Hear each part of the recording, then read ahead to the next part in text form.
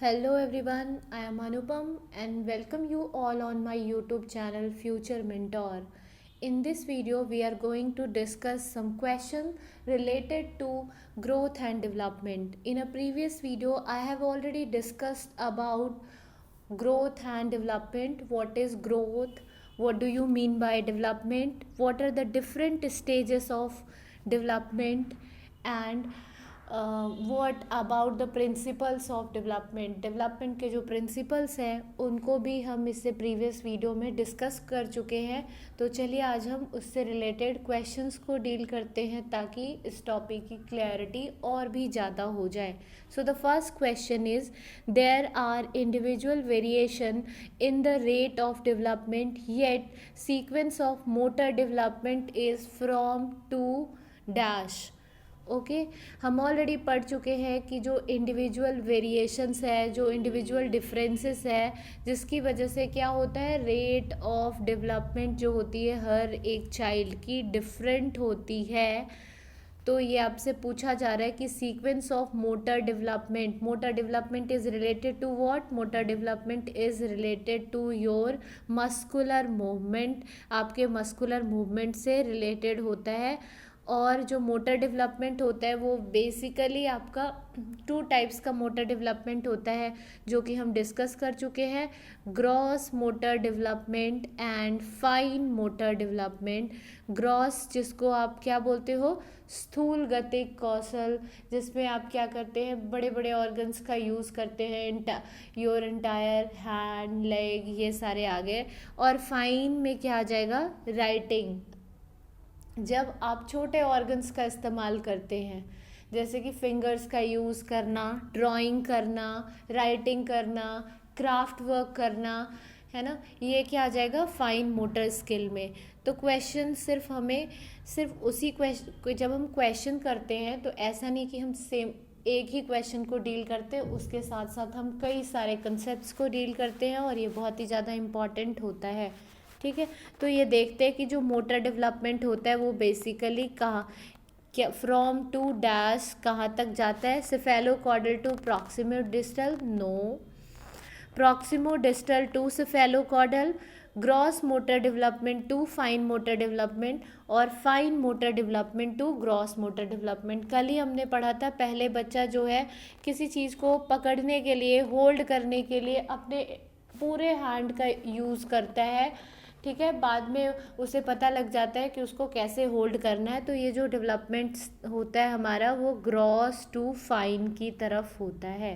पहले वो full body से, जब वो रोता है तो उसकी पूरी बॉडी शेक होती है और धीरे धीरे करके उसे पता लग जाता है कि कौन से स्पेसिफिक ऑर्गन्स का इस्तेमाल होता है रोने के लिए। ठीक है, तो यहाँ जो दो कंसेप्ट थे वो ये कि ग्रॉस का मतलब है स्थूल मीन्स जो बड़े ऑर्गन्स का आप यूज़ करते हो, और फाइन मीन्स सूक्ष्म गतिक कौशल, जहाँ आप छोटे छोटे ऑर्गन्स का इस्तेमाल करते हैं, जिसमें आपका राइटिंग आ जाता है, आपका क्राफ्ट वर्क आ जाता है, आपका ड्राइंग आ जाता है, ये सारी चीज़ें।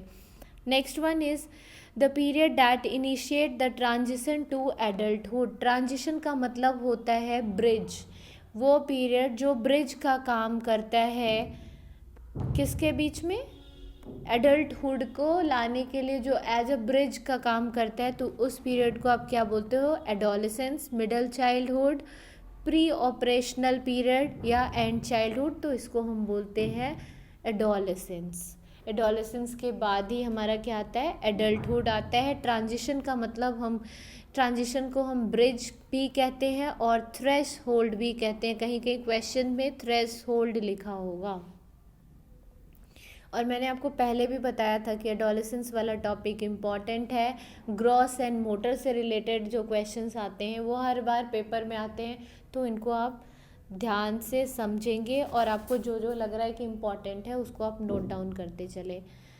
Next one is which of the following correctly identifies the broad domain of development. इनमें से कौन सा है जो ब्रॉड डोमेन ऑफ डेवलपमेंट को स्पेसिफाई कर रहा है, आइडेंटिफाई कर रहा है, emotional, intellectual, spiritual and self. Second one is physical, personality, spiritual and emotional. Third one is physical, cognitive, social and emotional. Next one is social, physical, personality and self. तो इसका सही answer है physical, cognitive, social and emotional. These are the domains of development. Okay, short form में आप इसको क्या बोलते हो? PCSE. ऐसे आप याद रख सकते हैं, PCSE. P stands for physical, C stands for cognitive, S stands for social and E stands for emotional. ये हैं broad domains of development. Which of the following is not a principle of development. Already हम पढ़ चुके हैं principal of development के बारे में, तो यहाँ हमें देखना क्या है? नॉट. इसको क्वेश्चन को पढ़ते टाइम बहुत ध्यान से पढ़िएगा. ऐसा होता है कि हम नॉट को स्किप कर देते हैं और आगे क्वेश्चन मतलब जो हम गलत कर बैठते हैं क्योंकि हमने एक वर्ड को लीव कर दिया होता है. तो यहाँ लिख रखा है not a principle of development. Principle first one is development is relatively and orderly. Yes, order way में जो डेवलपमेंट है वो हमारा होता है. Individual develops at a different rates. तो ये भी सही है कि हर एक इंडिविजुअल डिफरेंट रेट से डेवलप होता है. Development takes place gradually over a period of time. ये भी बिल्कुल सही है. Exact course and nature of development is determined at the time of birth itself. ये स्टेटमेंट सही नहीं है. ठीक है, हम एग्जैक्टली नहीं बता सकते हैं नेचर ऑफ डेवलपमेंट को at the time of birth. हम प्रेडिक्ट जरूर कर सकते हैं लेकिन हम एग्जैक्टली प्रेडिक्ट नहीं कर सकते हैं. तो ये स्टेटमेंट गलत है. तो इसका करेक्ट आंसर नॉट पूछा गया है तो नॉट, इसलिए ये करेक्ट आंसर आपका होगा. Next one is which one of the following statement is true about the role of heredity and environment. Heredity and environment के रोल के रिगार्डिंग आपसे क्वेश्चन पूछा गया कि कौन सा स्टेटमेंट ट्रू है. जैसा कि आप सभी को पता है कि इंसान के डेवलपमेंट में हेरिडिटी एंड एनवायरमेंट दोनों ही वाइटल रोल प्ले करते हैं, दोनों ही मेजर रोल प्ले करते हैं. और जो हमारा डेवलपमेंट है वो हमने पढ़ रखा है, ये क्या है? Product of heredity and environment. तो आइए अब हम ऑप्शंस को रीड करते हैं. Certain aspects of development are influenced by more by heredity and others more by environment. ये बिल्कुल सही है कि कुछ एस्पेक्ट्स जो हैं वो हेरिडिटी से ज़्यादा प्रभावित होते हैं और कुछ जो है एनवायरनमेंट से. जैसे हमारे हेयर का कलर, हमारे आइज़ का कलर, हमारी इंटेलिजेंसी है ना, हमारा हाइट, ये सब हमारे हेरिडिटी से प्योरली प्रभावित होता है. A child's ability to learn and perform is completely decided by the genes. ऐसा नहीं है कि हमारी एबिलिटी जो है वो कम्प्लीटली हमारे जीन से डिसाइडेड होती है, नहीं है. फिर तो इन्वायरमेंट का कोई रोल ही नहीं होगा. इन्वायरमेंट का भी रोल होता है. हमारा इन्वायरमेंट कैसा है, हमें कैसा माहौल मिला है जहाँ हम पढ़ने जा रहे हैं, हमें कैसे फ्रेंड्स मिले हैं, हमारा जो घर का कंडीशन है वो कैसा है, इन सब पे डिपेंड करता है. ठीक है, तो ये वाला स्टेटमेंट गलत हो जाएगा. Good care and nutritious diet can fight off any disorder a child born with. Good care और nutritious डाइट जो है वो चाइल्ड के किसी भी डिसऑर्डर को क्या कर सकता है? फाइट ऑफ कर सकता है. तो ये good care and nutritious diet is important, but her type के डिसऑर्डर को फाइट ऑफ नहीं कर सकता है. जैसे आप ले लो डिसलेक्सिया, इसको good care and nutritious diet से नहीं हटाया जा सकता है. और भी कई सारे डिजीज़ है, डिसऑर्डर्स है जिनको नहीं हटाया जा सकता है. ठीक है, तो environment plays a significant role only in the child's language development. ये जो ओनली वर्ड आता है ना, जहाँ कहीं भी आए, ये नेगेटिव स्टेटमेंट होता है अपने आप में. इसको आप ध्यान रखेंगे. जिस दिन मैंने की पॉइंट्स बताया था वहाँ जहाँ कहीं भी आपने की पॉइंट्स लिख रखा होगा या फिर आपने उस वीडियो को नहीं देखा है तो एक बार प्लीज़ वीडियो को जाकर देखें, फर्स्ट वीडियो को, जिसमें मैंने बताया है कि चाइल्ड डेवलपमेंट के कुछ इन टॉपिक्स को पढ़कर आप 25 मार्क्स स्कोर कर सकते हो एंड 25 प्लस स्कोर कर सकते हैं. और प्लस कुछ इंपॉर्टेंट पॉइंट्स भी बताए थे, तो वहाँ आप नोट डाउन कर सकते हैं कि जहाँ कहीं भी ओनली वर्ड का यूज़ सीडीपी में किया गया है वो नेगेटिव है, वो स्टेटमेंट गलत हो जाती है. ठीक है, तो कह रहा है कि सिर्फ इन्वायरमेंट ही रोल प्ले करेगा चाइल्ड के लैंग्वेज डेवलपमेंट में, तो ये स्टेटमेंट भी गलत है. तो इसका करेक्ट ऑप्शन क्या है? Option number A. Now moving to the next question, which is question number 6. The development from head to toe of the body denotes. Head to toe की तरफ जो डेवलपमेंट होती है, कल हमने पढ़ा था प्रीवियस वीडियो में 2 टाइप्स का डेवलपमेंट होता है on the basis of direction. The first one is cephalocaudal and the second one is proximodistal. Cephalocaudal and proximodistal. ठीक है. अब इसमें मैंने आपको बताया था सिफेलोकॉर्डल में क्या होता है, हेड टू टो. पहले आपका हेड जो है वो डेवलप्ड होगा और फिर धीरे धीरे आपके हैंड्स एंड लेग्स डेवलप होंगे. तो ये क्या होता है सिफेलोकॉर्डल. और प्रॉक्सिमोडिस्टल में क्या होता है, सेंटर से एक्सट्रीमिटीज़ की तरफ जाना, सेंटर से बाहर की तरफ जाना, जिसमें आपका स्पाइनल कॉर्ड डेवलप होता है. तो यहाँ जो बात की गई है वो किसकी की गई है, हेड से टो की तरफ. तो ये क्या आ जाएगा, सिफेलोकॉर्डल. तो first option is principle of radiated development, no. Principle of decentralize development, no. Principle of proximodistal, no, because proximodistal में हम किधर जाते हैं, सेंटर से आउटवर्ड की तरफ आप जाते हो, सेंटर टू आउटवर्ड. ठीक है. Next one is principle of, यहाँ प्रिंसिपल आएगा. ठीक है. Principle of cephalocaudal development. तो ये आंसर ऑप्शन नंबर डी आपका सही है. और सिफेलोकॉर्डल को हम लॉन्गिट्यूडनल डेवलपमेंट भी बोलते हैं.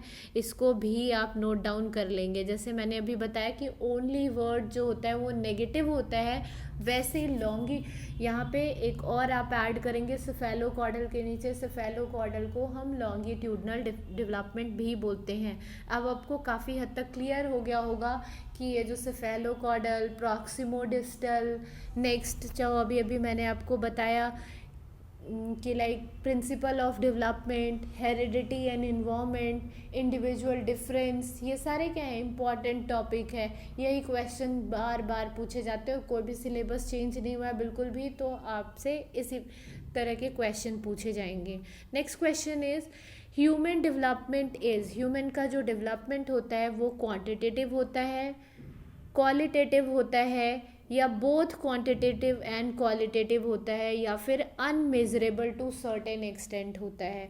तो यहाँ से आप देख सकते हैं क्या पूछा गया आपसे, डेवलपमेंट. अगर ग्रोथ पूछा जाता तो वो क्वांटिटेटिव होता. यहाँ डेवलपमेंट है और डेवलपमेंट के बारे में हमने पढ़ रखा है कि डेवलपमेंट जो है वो बोथ क्वांटिटेटिव एंड क्वालिटेटिव होता है. ठीक है. क्वांटिटेटिव भी होता है एंड क्वालिटेटिव भी होता है. क्वांटिटेटिव में क्या आ जाएगा आपका, जिसको आप मेज़र कर सकते हो. क्वांटिटेटिव का मतलब होता है मेजरेबल, जिसको आप मेज़र कर सकते हैं वो आपका क्वांटिटेटिव आ जाएगा. जैसे कि आपका हाइट, आपका वेट, आपका शेप, आपका साइज़, ये सारे क्वांटिटेटिव आ गए.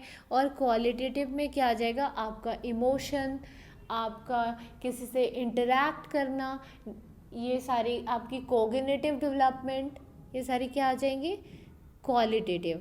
सो डेवलपमेंट जो होगा वो बोथ क्वांटिटेटिव एंड क्वालिटेटिव होगा. And the option C is the correct answer. Now moving to the next question, which is when a child's capability in any area of development is low if. Child की capability किसी भी एक area में, किसी भी area में लो होगी if, अगर does not influence her overall development. क्या ये उसके ओवरऑल डेवलपमेंट को इन्फ्लुएंस नहीं करेगा. Does not mean delay in area of development.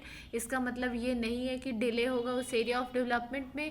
Has no effect on the child, has impact on all areas of development. तो इसका जो करेक्ट आंसर होगा वो होगा आपका ऑप्शन नंबर डी. बिकॉज हमने पढ़ा है कि डेवलपमेंट के जो एस्पेक्ट्स होते हैं वो एक दूसरे से क्या होते हैं, इंटर रिलेटेड होते हैं, कनेक्टेड होते हैं. अगर किसी एक में प्रॉब्लम आई तो वो आपके सारे एरियाज़ को अफेक्ट पहुंचाएगा. जैसे कि अगर आपका हेल्थ ख़राब है तो आप अच्छा सोच नहीं पाओगे. आप अगर आपको कुछ लिखना है तो आप प्रॉपरली लिख नहीं पाओगे. आप किसी फिजिकल एक्टिविटी को सही से नहीं कर पाएंगे, तो जो हमारी एक एरिया अगर प्रभावित होती है तो उसका प्रभाव हर एक एस्पेक्ट्स पे आता है। तो हम कह सकते हैं कि has a impact on all areas of development.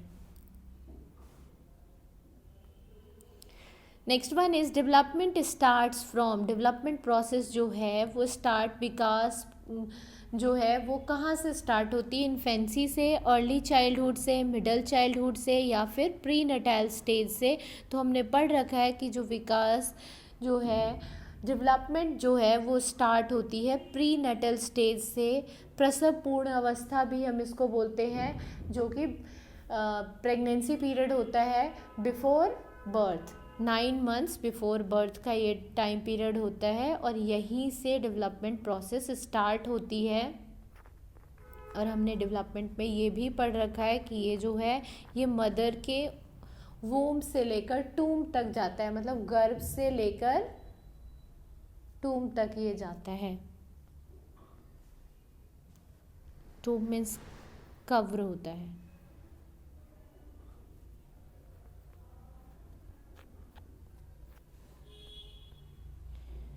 Next is question number 10.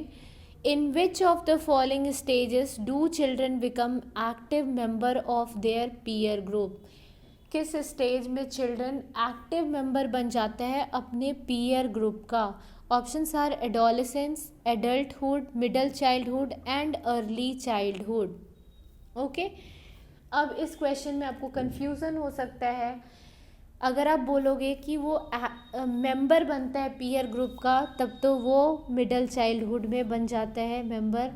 वो स्कूल जाना स्टार्ट करता है, उसके फ्रेंड्स बनने स्टार्ट होते हैं, वो उनके साथ इंटरैक्ट करने लगता है। लेकिन जब आप बोलोगे कि एक्टिव मेंबर वो एडोलेसेंस स्टेज में बनता है, जब वो अपने अंदर की लीडरशिप क्वालिटी को, अपने अंदर की लीडरशिप क्वालिटी को क्या करता है? शो करता है।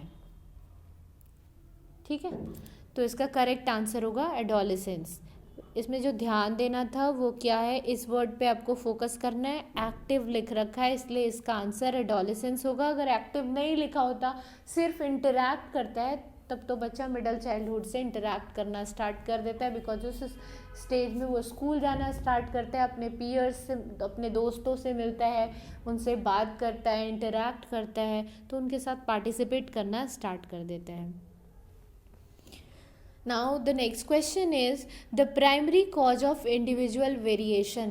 Primary cause of individual variation का मतलब लोगों में जो डिफरेंसेस पाए जाते हैं उसका प्राइमरी कॉज क्या है? इंडिविजुअल डिफरेंस का प्राइमरी कॉज क्या है? तो फर्स्ट ऑप्शन है आपका the genetic code received by individual from birth bye parents. Yes, जो हम जेनेटिक कोड अपने पेरेंट्स से गेन करते हैं, बिल्कुल सही है।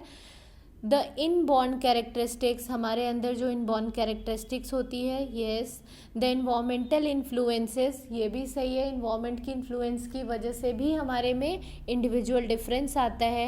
And the next one is the complex interplay between heredity and environment. वैसे तो सारे ऑप्शन सही है कि हम जो जीन्स को कैरी करते हैं, जो हम जो जेनेटिक कोड रिसीव करते हैं, उसके वजह से हमें डिफरेंस पाया जाता है। हमारे अंदर जो इनबॉर्न कैरेक्टरिस्टिक्स होती है, अगेन जेनेटिक कोड से रिलेटेड है, उसकी वजह से होता है। The environmental influence, again yes, environment vital role play करता है, तो उसका भी इन्फ्लुएंस हमारे ऊपर होता है। लेकिन जो इसमें बेस्ट ऑप्शन है that is the complex interplay between heredity and environment. So the option number 4 is the correct answer. Now moving to the last question, which of the following statement is true about the role of heredity and environment? इनमें से कौन सा statement है जो कि सही है role of heredity and environment के लिए? हमारे डेवलपमेंट में हेरिडिटी एंड इन्वायरमेंट का रोल क्या होता है? Environment play only a significant role only in the child's language development. अब यहाँ देखो दो बार वर्ड ओनली आ गया। मैंने पहले भी बताया कि जैसी वर्ड ओनली आएगा मीन्स स्टेटमेंट हो गया नेगेटिव। नाउ अब हम नेक्स्ट ऑप्शन पे मूव करते हैं. Certain aspects of development are influence more by heredity and others by environment. बिल्कुल सही है. कुछ एस्पेक्ट्स जो हैं हमारे वो ज़्यादा हेरिडिटी से प्रभावित होते हैं, जबकि कुछ एस्पेक्ट्स जो है वो ज़्यादा इन्वायरमेंट से प्रभावित होते हैं. तो ये स्टेटमेंट सही है. Now moving to the next, a child's ability to learn and perform is completely decided by genes. Again किसी एक को सिर्फ दिखाया गया है, तो ये स्टेटमेंट में अपने आप में गलत हो जाएगा कि चाइल्ड्स की एबिलिटी जो लर्न एंड परफॉर्म करने की है वो पूरी तरीके से कम्प्लीटली किससे डिसाइडेड होती है? जीन्स से. ऐसा नहीं, हमने पढ़ रखा है कि इन्वायरमेंट और हेरिडिटी दोनों ही क्या है, मेजर रोल प्ले करती है किसी भी पर्सन के डेवलपमेंट में, किसी भी चाइल्ड के डेवलपमेंट में. और जो हमारा डेवलपमेंट है वो उन दोनों का प्रोडक्ट है. ठीक है, तो इसको ध्यान में रखना है. Next one is good care and nutritious diet can fight off any disorder a child is born with. तो no, again this is a wrong answer. So the correct one is what? Option number 2 is the correct option. So ये कुछ questions थे growth and development से related, और ये important questions है, कई बार paper में आए हैं. मैंने पेपर से ही क्वेश्चन बनाया है, मतलब प्रीवियस ईयर के थ्रू जो मेरे को इम्पॉर्टेंट लगा उन क्वेश्चंस को मैंने आपके साथ डिस्कस करा है. तो आई होप सो आप सभी को मेरा ये वीडियो पसंद आया होगा. अगर आपको मेरा ये वीडियो पसंद आया तो प्लीज़ वीडियो को लाइक करें और चैनल को सब्सक्राइब करें, और बाकी लोगों के साथ भी शेयर करें, अपने फ्रेंड्स के साथ जो कोई भी सीटेट की प्रिपरेशन कर रहे हो या फिर यूपी टेट की प्रिपरेशन कर रहे हो, बिकॉज ये कॉमन टॉपिक है. तो you can share with your friends too. Thanks for watching this video. Thank you all.